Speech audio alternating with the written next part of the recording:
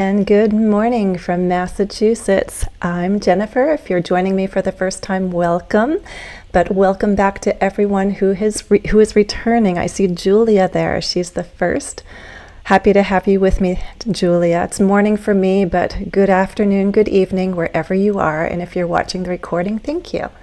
I'm going to do a quick check. Please give me a thumbs up or say, all is good, Jennifer, if you can hear me and see me.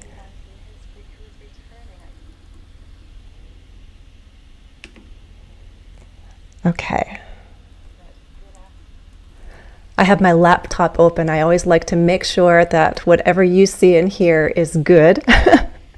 So fingers crossed. By the way, for some weird reason, although it says excellent connection, and I do checks, the past couple of live streams, I've lost audio a little bit at the beginning. I make adjustments, I just reconnect, and then we're good to go. So I ask for your patience. If that happens again, hopefully it will not. Fingers crossed.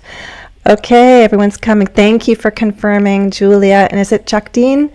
I apologize if I'm not saying your name right, but I see you there. See your smiling photo, although it's so tiny. Where are you guys watching from? I know Julia's from Myanmar. And Ritik is here. Thank you, thank you. Real man. I like your username. It sounds confident. And we have someone from Poland. Is it Krzysztof? Krzysztof, good to have you here with me.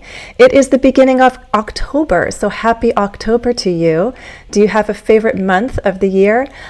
I don't know if October is my favorite month, but I can say that I really enjoy the fall, right? I feel like September is teasing us, right? You know that word tease, right? Like it's almost a change of a season, but it's teasing because it gets a little cool, then it gets hot again, and you feel like it's summer. You put your summer clothes away, it gets cool, and then boom, it's hot again. That's what happens here where I live in Massachusetts. So September is like you can't figure out what the weather is going to do, if it's going to be hot or cold. But October, it's definitely fall. So you can see I'm dressed. I'm starting to wear layers and I'm dressed more warmly. I turned on the heat in the house. I had the guys come out and check my furnace for the winter. As a homeowner, I always want to make sure I'm ready for the winter. So the cold weather will come and I hope I am fully prepared. Real man is from Sri Lanka. Oh, thank you for watching my videos every day. There are lots of videos to watch if you're willing to watch some of the old ones. When you do watch, folks, feel free to post questions. Some old videos may not have the comments turned on, but you know I go live once a month, usually on the first Friday of the month, and it's an opportunity to ask questions. Channel members can post questions in advance, and I can then prepare better to answer those questions, but I usually make some time during the live stream for Q&A. Ma Hippo is here. Welcome, welcome. Good evening to you. I know what time zone you're in. Okay. All right. So guys, we're going to build sentences today. I know you can build sentences. It's about building better sentences. We can all work on this, everyone. We all need to work on improving how we express our ideas. When we write, we have more time to think, so this is good practice for us to do together. My channel members voted to focus specifically on subjects. So today our goal is to make sure we create super subjects, right? Sentences with really good subjects. That's our goal today. So I have a number of exercises that we're going to go through together. I'll try to follow the chat. If I miss questions, I'm sorry, but just post it again and hopefully we can take care of that, okay? Thank you all for being here. Manuel is here. Hi, Manuel. From the middle of the pond, not the other side of the pond. You're always on some beautiful island, Manuel. My globetrotter. Okay, guys, let me work my little bit of tech magic here. Share.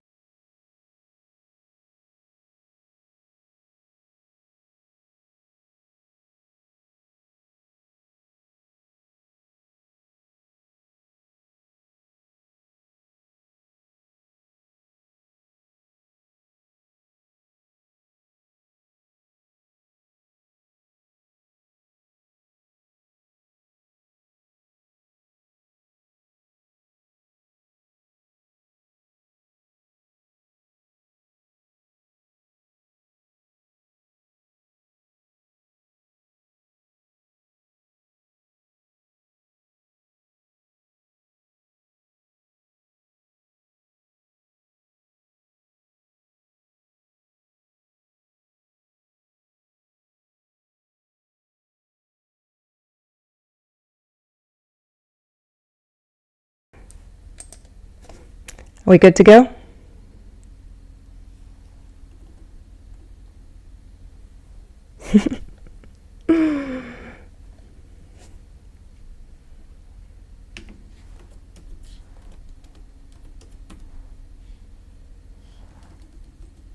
Okay, I hope we're good to go. Yay! Okay, I think we're good to go. I'm going to keep talking. I have my laptop on. So hopefully it's fine.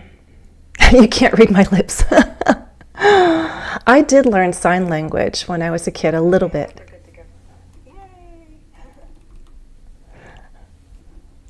Okay. I'm going to have the laptop audio on. Okay.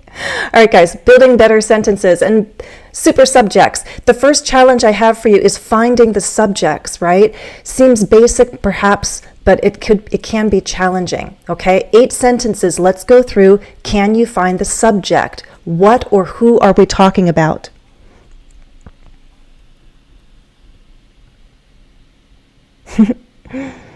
Thanks for confirming, my hippo. Now you can hear me.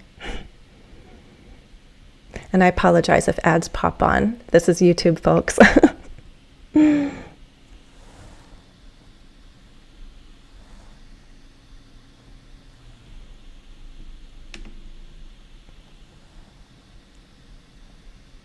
Okay, we good to go?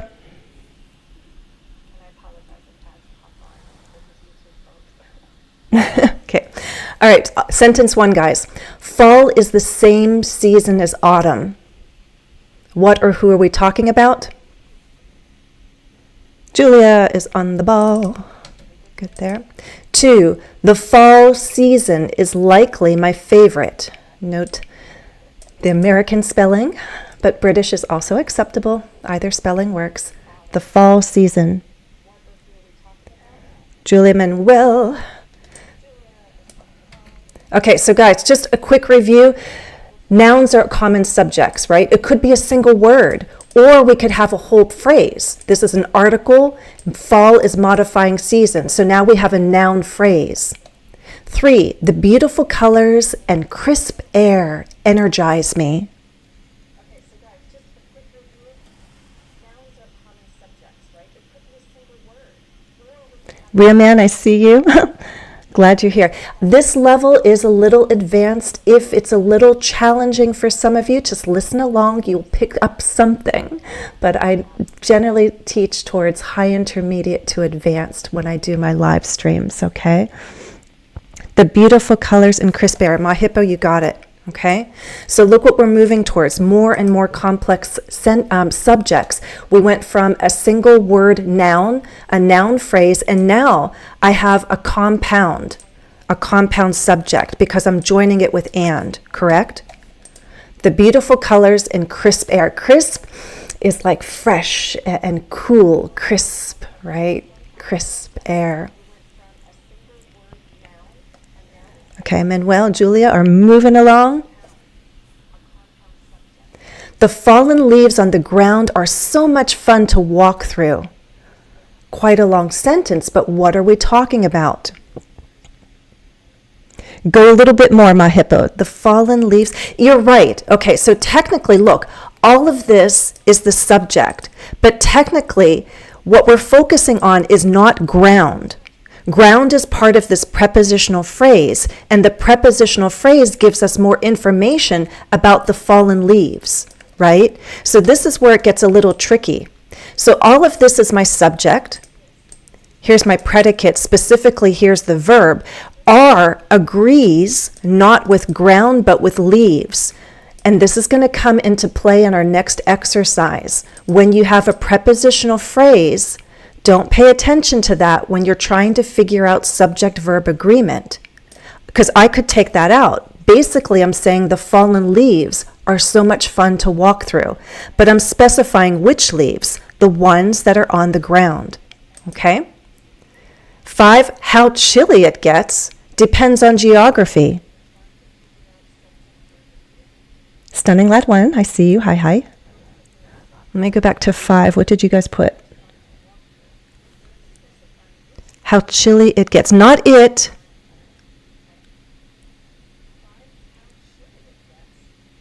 Think about it, guys. I didn't see. Okay, here's our verb, right? So what comes before the verb? All of that. All of that. If this is the verb, all of this is my subject. What kind of subject? We're no longer dealing with a single word or even a phrase.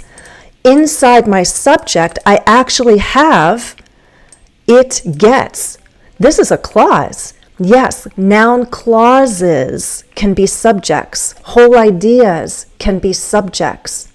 So WH words also start with like how, why, when, where. They can form clauses that act as a big subject of our sentence. What are we talking about? We're talking about how chilly it gets, how cold it gets.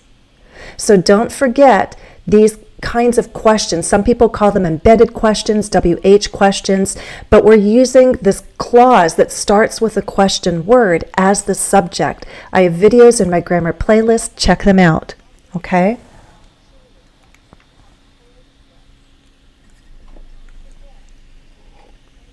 I'm checking out your comments. Okay, so all of that is my subject. Living in New England gives me a front row seat for fall foliage. We can say foliage, I think. I think we could also say foliage. I'm putting lists together of words that have multiple pronunciations in American English alone. Of course, there's some variations between American and British, but even within one variety, like American English, there are words that can be said different ways, and this is one of them. I think we say foliage and foliage. But again, look for the verb. Gives. Okay, so what comes before that? I know some of you got that right already. Manuel, you got number 6 good. Yep. My hippo, you got that one right, I saw. Living in New England. What are we dealing with here? Who knows our grammar? Who knows grammar inside and out? What kind of subject do we have here, right? Not only do we have nouns as subjects, we always have some kind of noun or anything that acts like a noun, which also means pronouns, noun clauses, noun phrases, and this one has a special name. ING, you can say the ING form. I know them as gerunds. Gerunds. Gerunds are ing forms of the verb, and they act as an idea. They act as a subject. Could be like an activity, like swimming, but this is just an idea. Living in New England. This gives me a front row seat. If you're not sure, take the word like this, a pronoun, this, that, it, and then you'll know you found the whole subject. I could say, this gives me a front row seat. It gives me a front row seat. That gives me a front row seat. So living in New England is my subject. Living in New England gives me a front row seat. And the foliage or foliage is all the beautiful changing leaves. That's what it refers to. Okay. Gerunds. Oh, yes. Points. Stunning lad 1, my hippo. Got it. Okay, 7. To go apple picking is a real treat. You guys are so awesome. Yep, to go apple picking, because here's my verb, and all of that is a real treat, to go apple picking. Now, instead of an ing, we have this, to go, to be, to do, to have. These are, who knows the word? You don't have to know all the grammar terms out there. Who knows all of them? And they can get confusing at times. But having a grasp of some that are quite common helps. It helps you search, helps you make sense of explanations. So it's very helpful to know some grammar terminology. It gives us a way to talk about how we're putting our ideas together, right?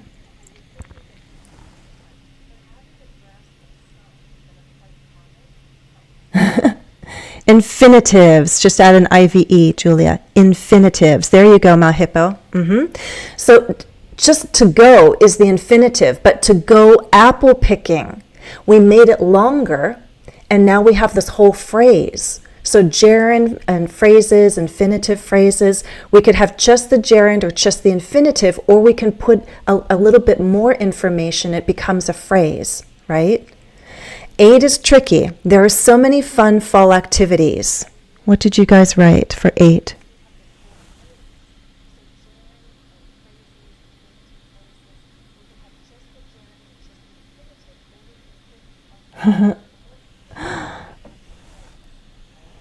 Tricky, guys. What am I doing here? You know that there are sentences with there is, there are. The trick here, this is not the true subject, is it? It helps us build the sentence. It kind of looks and functions like a subject. Some people, I believe, call it a dummy subject, right? D-U-M-M-Y. But what we're really focusing on are the fall activities, what follows. So many fun fall activities. That's the true subject, right? There are. This just helps us build the sentence, helps us identify what is or what exists. But we're really talking about the fun fall activities. Yes, Stunning Lad 1. Okay? Super duper. So look at the subjects. This is key. If we want to focus on subjects and create better subjects, you have to be able to identify what the subjects are of our sentence. We could have a noun phrase, a compound subject with at least 2 nouns joined by and or. We can have noun phrases and then a prepositional phrase right after it to give more information. Remembering that this is key in choosing our verb, not ground, but leaves. We can have a whole clause, a WH clause. We can use gerunds. We can use infinitives. And then we have these kinds of tricky sentences with a dummy subject. And the true, real subject follows. So that's why are is important. It's agreeing with the activities, which is plural. Okay? Crisp, fresh air, warm. Yeah, crisp is an interesting word, isn't it? Crisp. Crisp cookies, there's also like a material, like if you can break it, it's kind of crisp. But crisp air is just like cool and clean. It's a positive word. The cool, crisp air is a positive way to describe cooler temperatures. I'm not complaining when I say crisp. It's kind of fresh and clean. Alan, I see you there. Hello, hello.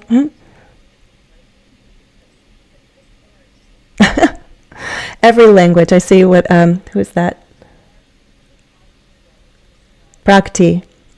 Every language is fascinating. Every language has some simple aspects, but every language has complex aspects too, right? That's why it's so fascinating to look at different languages. Super job. Let's move on, guys. The second challenge here is to make sure there's subject-verb agreement, just like we did up here and just like we did up here. You tell me what the verbs are. What should they be? I'm not going to tell you right away. I'll give you a moment. I'll read 1 through 4. What are the verbs that we need? And this is a little tricky. Some of you know the rules, but we'll all review them together. Number 1, enjoying hot cider and apple cider donuts.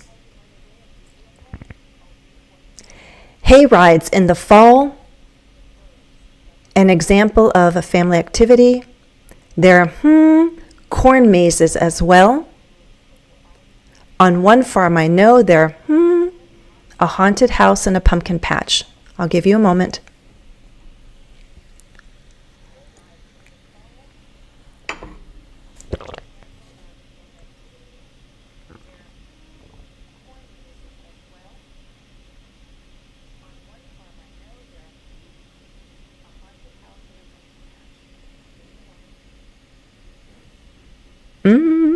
We already have some disagreement on one.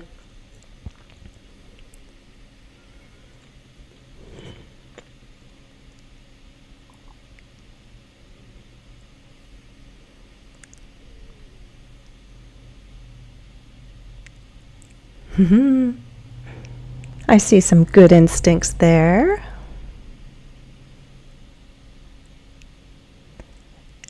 And you can see if your answers match other students' answers. If they don't, we'll have to talk.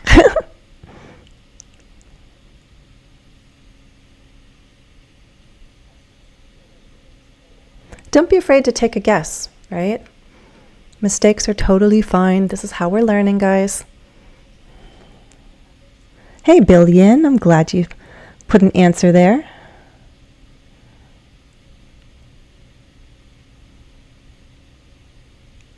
And FYI, corn mazes, corn grows on farms, right? We like to eat corn on the cob. And some people cut down some of their corn in a certain way to make a maze, right? You have to go from start to finish. You enter and somehow you have to figure your way out. So it's this huge maze that you walk through. And the corn makes walls of the mazes, and especially if you do it at night, it's really strange and creepy in a fun way. You could do a corn maze in the daytime. You could also do a corn maze at night, which is cool with flashlights. Okay, so let's talk, guys. Sorry, I have to sip some tea. That's what I need to do. Billion, I see your answers there. Okay, those of you who said is correct. Why? You're seeing all of this, but Jennifer, this is plural, and you're doing this with an and. Yes, but this is my first word, enjoying. Even if I took all of this out, enjoying is affordable and fun. Doesn't matter what I say that you're enjoying, the gerund is the subject. Gerunds, a single gerund like that, is just an idea. This idea is affordable and fun. It is affordable and fun. So although this is long and it has some, it has a plural noun there when I'm joining two ideas together here, two things, enjoying is my gerund. It's a single gerund. It needs a single verb, right? Singular verb. Okay? Enjoying. It's just an idea, a concept, an activity. This activity is affordable and fun. Okay? Hay rides in the fall, this is similar to the leaves on the ground, right? I said it didn't matter. If we took this out, we're still talking about leaves. That's why the leaves are. Hay rides. Yes, all of this is important. That's my subject, but I'm focusing on the hay rides, which is plural. I could take this out and the sentence would still make sense. Hay rides, plural, are. Right? So hay rides are an example of a family activity. I always enjoyed hay rides. Can you tell me if anyone has taken a hay ride? Hay ride. The easiest way, Alan, there's different ways, but you have to see well-structured sentences. That's why reading is important. And we're looking at sentences. We're not just talking, we're reading, we're seeing. You need to see sentences that have been put together in good ways, clear ways, and that's going to help you, okay? First, we're going to work with all of my sentences. I will give you a chance to build your own. But first, we mastered identifying sentences. Now it's subject-verb agreement. Those of you who said there is, there are, remember this is your clue. We focus on what follows, and we see mazes, plural, which tells me I need a plural verb. Corn mazes. This is tricky over here. We have another there is, there are. You look and you see, but Jennifer, there are two things. Yes, but very often what we do, especially American English speakers, we look at the first thing, the first noun that's closest to the verb. It could be a compound or it could be a list.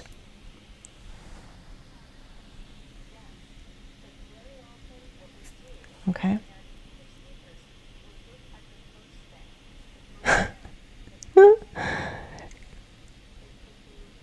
I'm reading what Manuel wrote. Oh, interesting. Okay. So, although I have two things, the first noun, the closest noun to my verb is a haunted house. Singular, one house. And that's why my preference is to say, on one farm I know there is a haunted house and a pumpkin patch, especially because what Americans are going to do in everyday English is we use the contraction, and that makes it even more natural for us to use the singular. Even if there's a plural noun, we do this quite often. and it's acceptable in spoken English especially. There's a haunted house and a pumpkin patch. So this is particularly common, acceptable, and natural in everyday English. But we have this sort of rule, I hate to say rule, guideline of proximity. What's closest? The house is closest and it's singular, so I'm going to go with the singular verb, okay?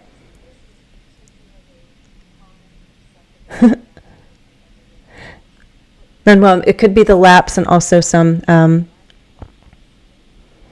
the ads. I pause every so often to help everyone catch up where we are. Okay, so let me see some thumbs up. If all of this is clear so far, we know how to identify the subject of a sentence. We see there are different kinds of subjects, right? From very short to very long and complex. Also, we see there's a challenge when we have, for example, infinitives or gerunds, or we have a noun followed by a prepositional phrase. We need to pay attention and really focus on what needs to agree with the verb. Enjoying is, hay rides are, corn mazes are, a haunted house is.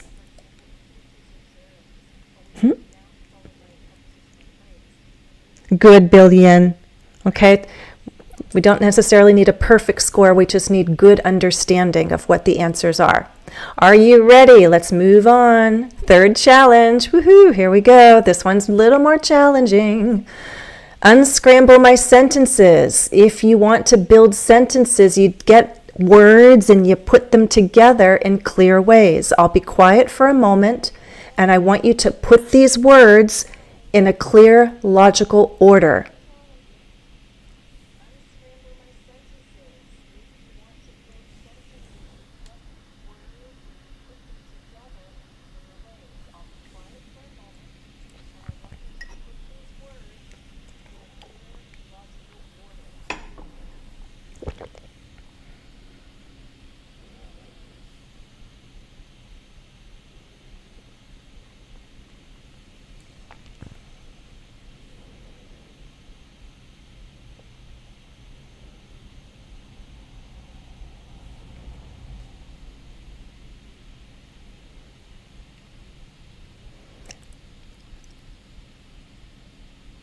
I'll give you a hint in number 1. It's a kind of subject we have not seen yet. I did not put it in our list in challenge number 1.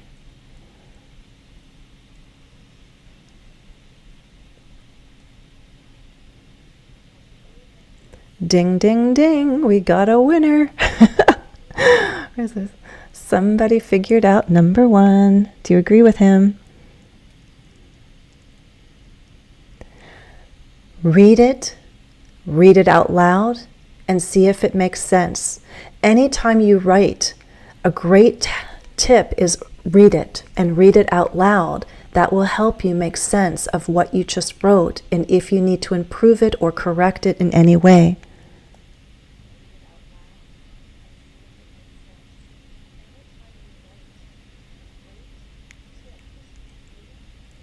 Almost. Billion. Stunning Lad 1. Yes, Julia, almost there. Okay. The subject is it. We can start a sentence with it. We need a verb. It is what?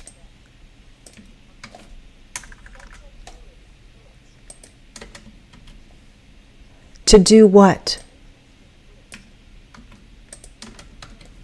Photograph needs an object. What would you photograph?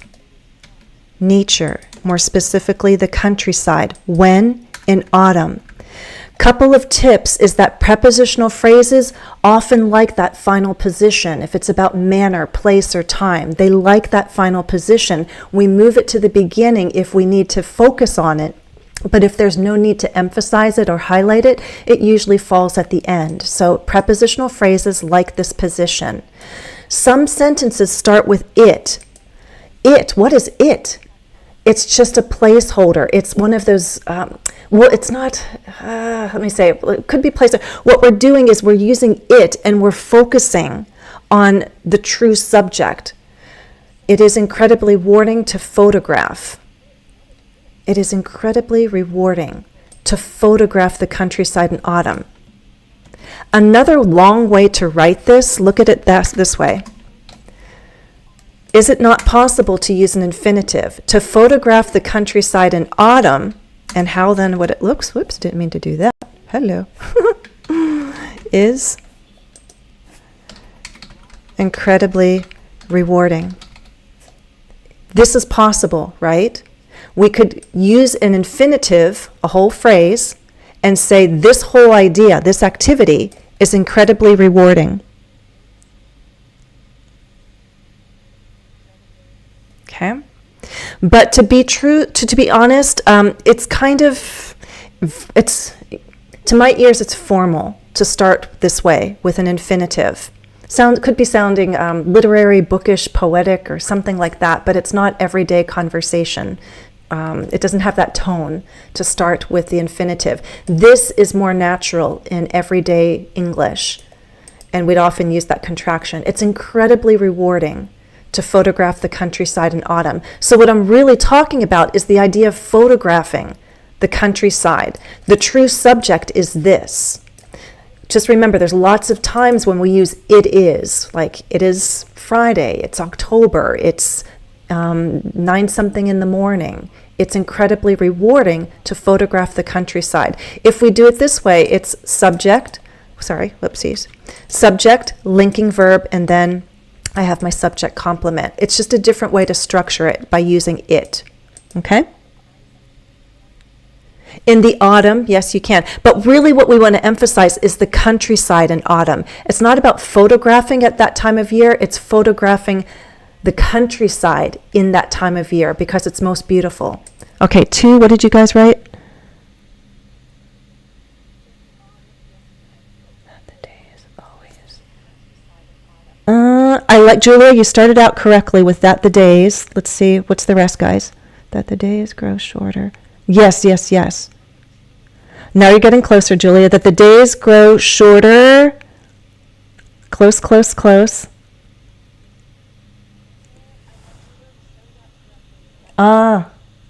Manuel, you got it. Okay, so it's a combination of ideas. Julia, did you see what Manuel wrote? Okay. That the days, yes, we can start a sentence with a that clause. That the days do what? Grow shorter so quickly always surprises me. And you're like, whoa, wait a second, Jennifer, you're talking about days. Why surprises here? This is another idea, another concept. This whole idea surprises me. It always surprises me. It's an infinitive, take it back, sorry. It's a that clause. And this clause represents a fact, a truth, an idea. And that idea, this thing that happens, always surprises me. Okay? This also is a little bit more formal. I would probably say, in everyday English, in a more natural tone, it always surprises me that the days grow shorter so quickly. That's more conversational, more everyday, more informal and relaxed. The fact that, yes, you could do that. Very good. The fact that. If it's easier for you to process it that way, you can. The fact that the days grow shorter so quickly always surprises me. But really what we're doing is we're focusing on the that clause. That the days grow shorter so quickly always surprises me. Okay? So what we have here is a bit more formal. What we have here is a bit more formal. The structure with it is more everyday English. Either way, they both allow us to focus on the same thing. Okay? Let's pause for a moment. I want you guys to create your own sentences. Give me an example and write it 2 different ways. Can you do that for me? Start either with an infinitive or a that, and then switch it around and use it. See my example? You can start either way, whichever is easier. You can do, it is to do what? Like it's fun, I don't know, it's fun to go through a corn maze. To go through a corn maze is fun. Or the fact that it's cold now means I can wear my fall clothes, right? Always surprise me. I think this one's easy to flip around. The fact that days were always surprises me. It always surprises me. You could do surprise again, delights me. The fact that it's colder now delights me because I can wear my fall clothes now. It delights me that it's colder now. It delights me that it's growing colder now because I can wear my fall clothes.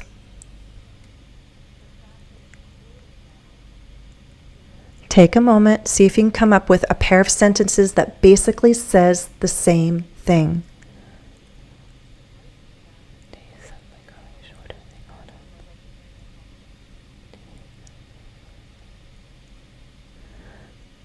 The days suddenly growing shorter. I think stunning lead, yes, it works, but it seems kind of wordy. I think that clause is nice. The days suddenly growing shorter in the autumn always comes as a surprise. The autumn days. I might even focus on like the shortness of the fall days. Surprises me. It could work, we just have to be careful. And this is why we need to explore structures. There's always more than one way to say something. It's just a question of, do you want to go for formal or informal? What kind of tone are you using? And is it clear for your listener or for your reader, right? It's just all about being understood.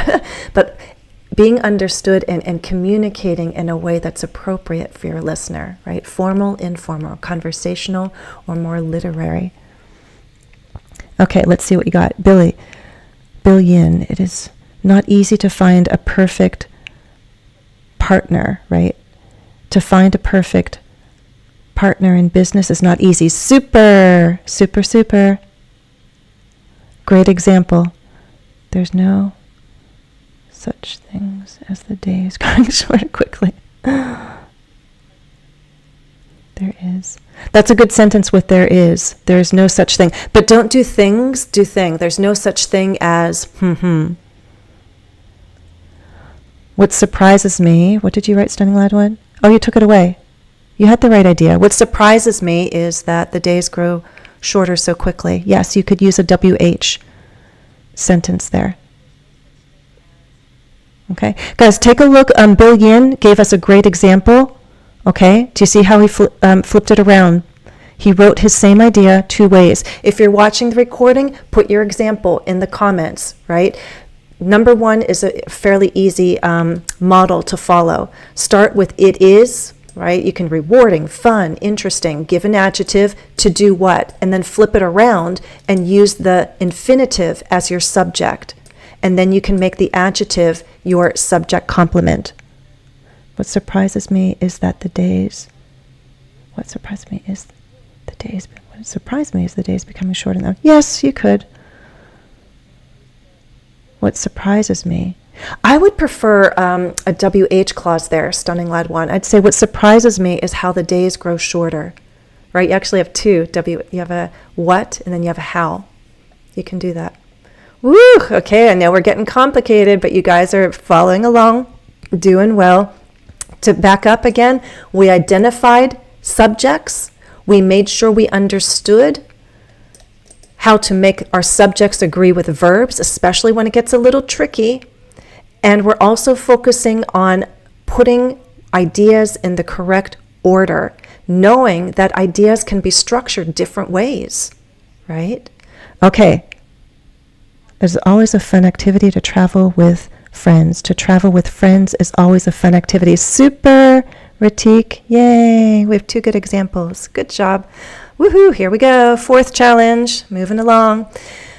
I'm going to give you the prompts. I'm starting with it's. This is a complex sentence because I'm starting with a time clause. I'm focusing on it as a subject. We just saw that.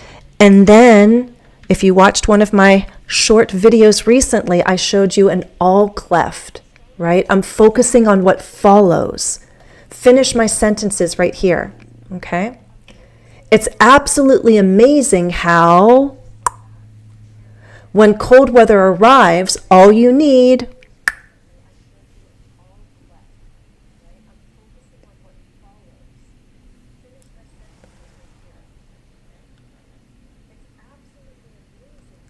Manuel, in yours, take out that.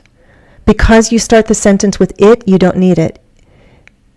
Wait, it is. And I changed photograph to photographing. Maybe it's photographing in the country. Oh, I see what you're doing. Okay, wait. It is photographing in the countryside. That is incredibly rewarding. That would work if you're trying to say it's this activity, not that activity. Like Jennifer, you're talking about corn mazes? No, not corn mazes. Photographing. Taking photos. That's what's rewarding. It's taking photographs in the countryside. It's photographing the countryside. That's incredibly rewarding. Get it? That's a complex structure you're using. Good job. But you use that structure only to really focus and contrast. Does that make sense? From the forest, the dog comes to me, the dog comes to me. Yep. What you're playing around with, Manuel, in that other example from the forest is fronting. Yep. Super job. Okay, Julia, what did you write? It's absolutely amazing how you break the record. Let's shift it to the past and make it like, it's absolutely amazing how you broke the record. Like you're congratulating your friend. They did something in the company, they just made the most sales ever, I don't know, something amazing. It's absolutely amazing how you broke the record. What we're really saying is how you broke the record is amazing. It's absolutely amazing, right? We're focusing on this idea. The structure helps us create a focus at the end of the sentence.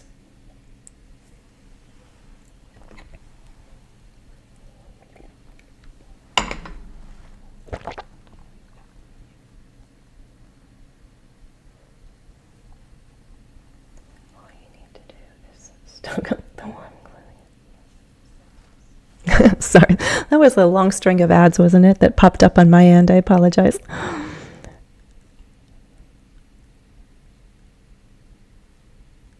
Okay. Extra money to pay for heating. All you need, I like that idea. Whoopsies. Is extra money or enough money to pay for the heat. What did you write, Singland? For heating. Heating and light. Yeah, but I'd say you could always survive by candlelight, but you need heat, right? You need heat. How to make your... It's absolutely amazing how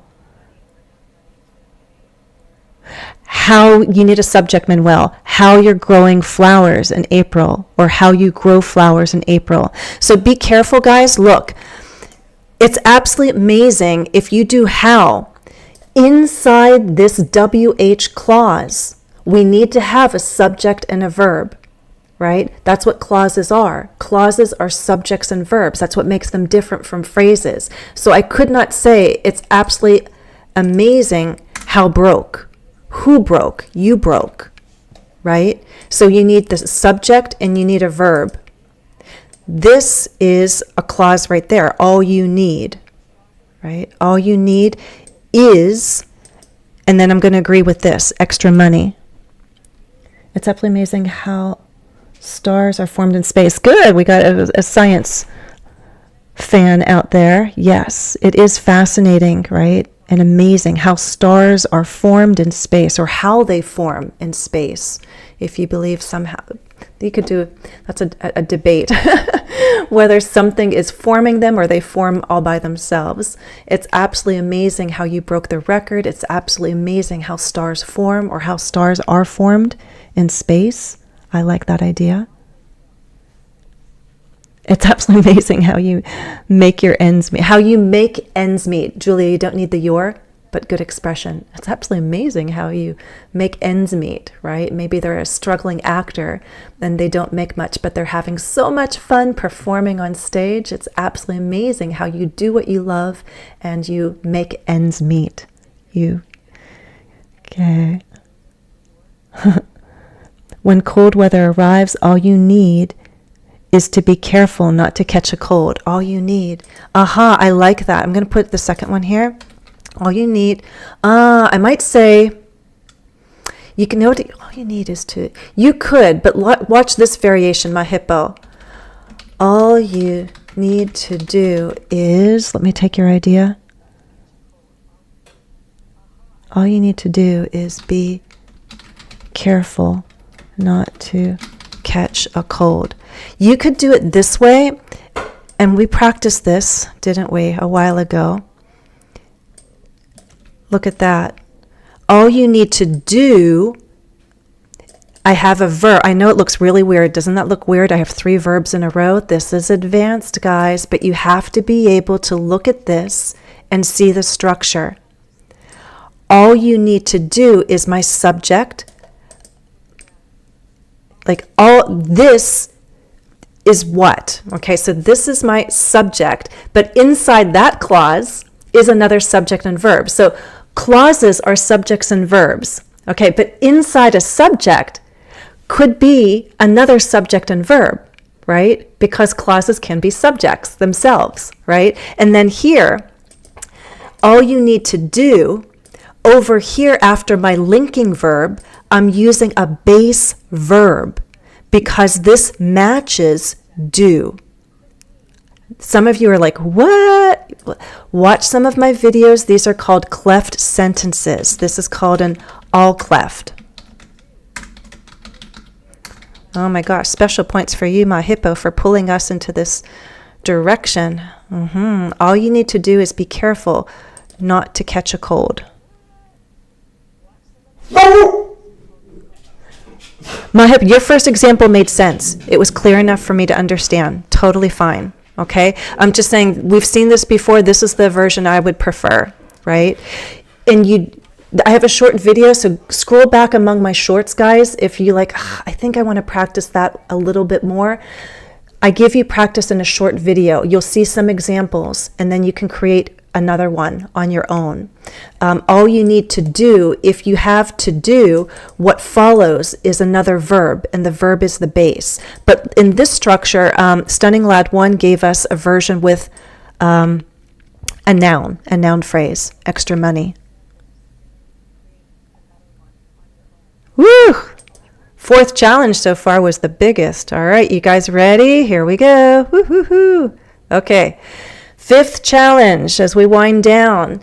Elevate the subjects. Elevate means improve. Come on, let's go. If you're watching and listening to me, you are certainly not A1, A2 students, right? Because this is more intermediate. In fact, we're getting quite advanced in some of these sentences, right? So I expect that you have more words to say than just many people.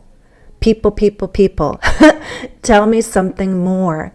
Let me read the 3 sentences. I'll be quiet so you can think, and I want you to elevate the subjects with better nouns or more adjectives. Make it more descriptive for me. Many people like to photograph the autumn leaves. Young and old people take delight in picking apples in an orchard. In October, people take on the creative challenge of carving pumpkins. Even if you just add an adjective to describe, and this one already has adjectives, but let's do better than just young and old. Those are kind of basic words, basic adjectives. Tap into your vocabulary. You can look at a thesaurus right now. Go ahead.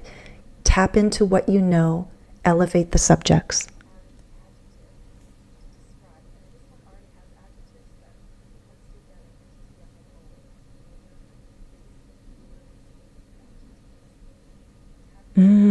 Julia's getting us started. I'll write some different variations as I see them.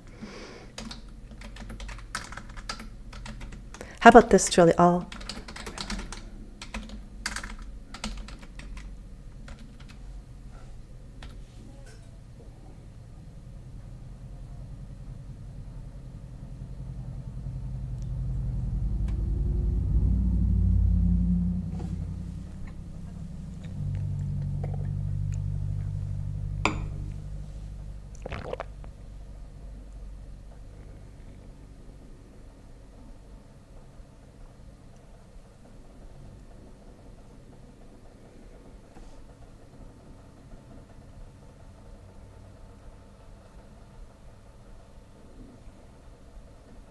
Mm.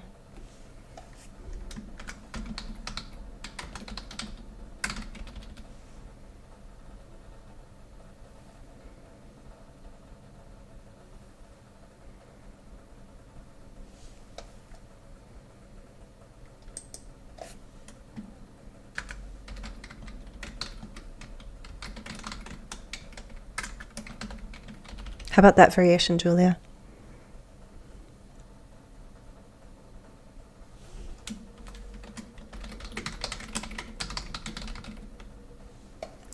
People of all, from all generations. It's debatable. Could we do from people of all? People from which people of all generations? I think you use either. People from all generations. People of all generations. I would accept either.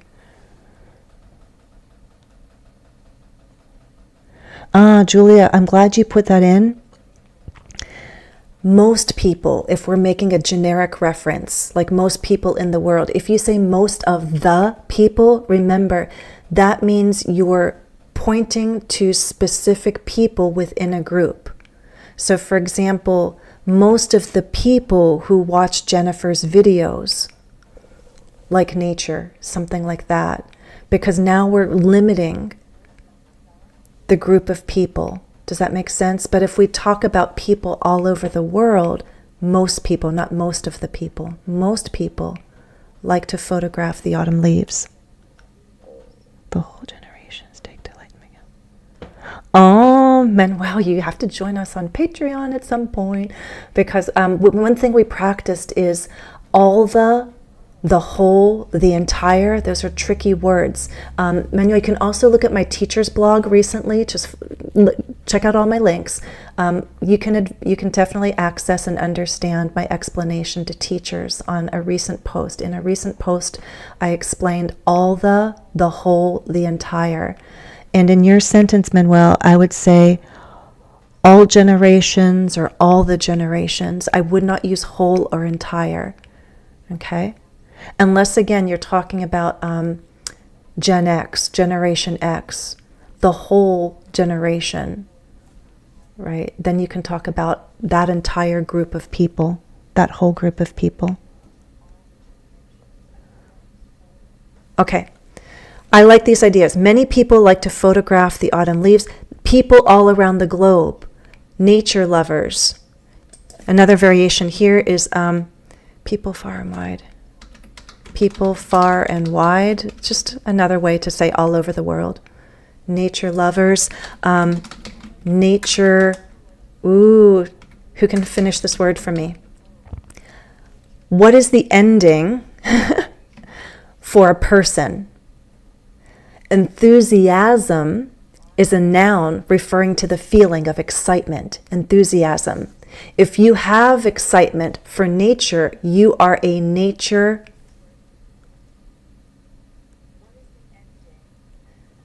Oh, individuals of all ages. Yes. I like that one. People of all ages. I like that.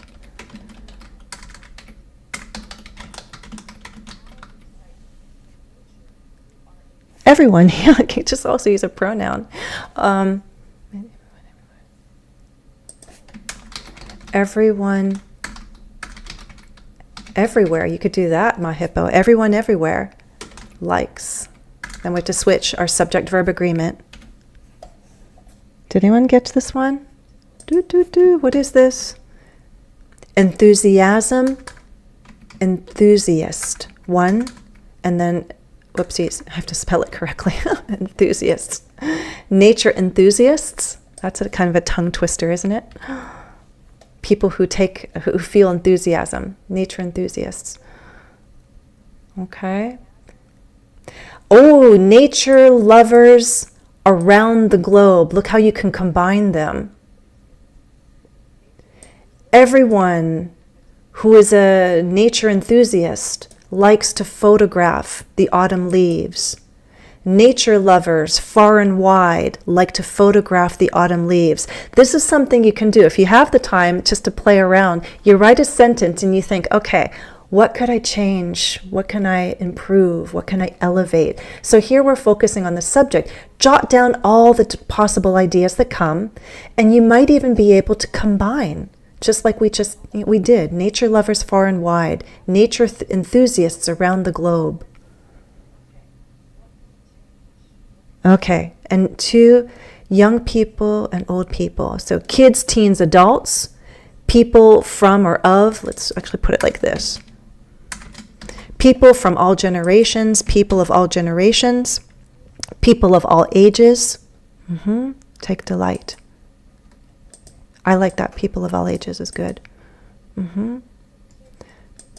I might also say no matter their age, people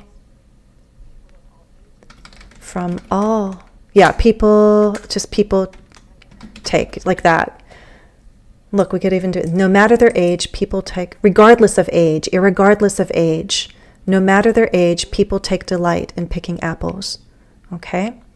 And what did you write for 3, guys? In October, people take on the creative challenge. That's a third one. People take on the creative challenge of carving pumpkins. People from all walks of life. Oh, I like that. People from all walks of life.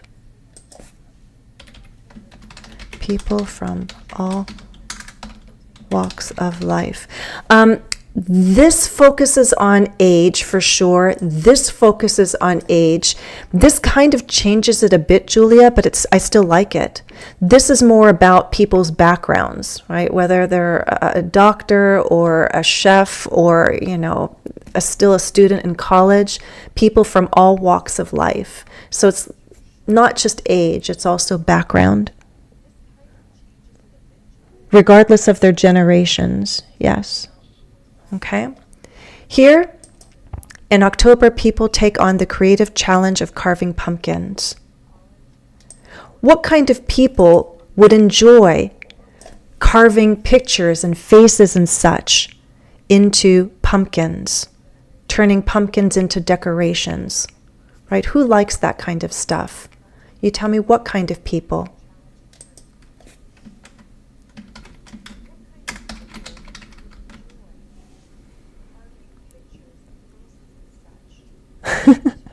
At the speed of light, that's a good expression. Okay, we're winding down. And people, what kind of people? Even if you just add an adjective, that'll help. Or there's another thing you could do, an adjective clause. Be creative there. What kind of people?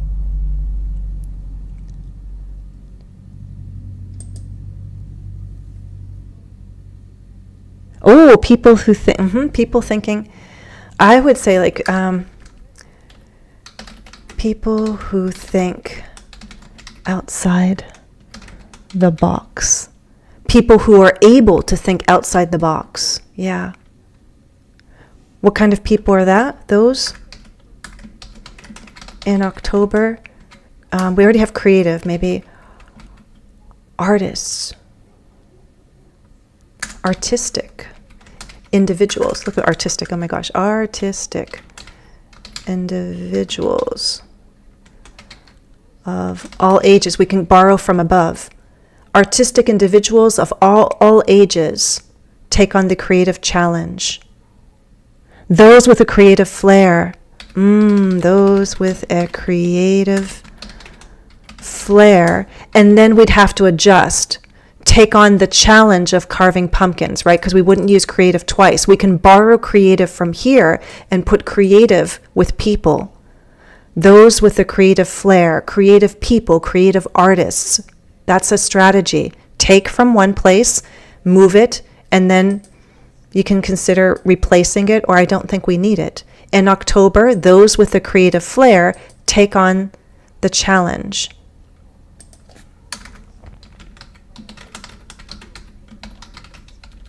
Okay. Ooh, I like that. Quick-witted. But I also love the creative mindset. People who think outside the box. People with a creative mindset, people with visions, right? Like creative visions, something like that.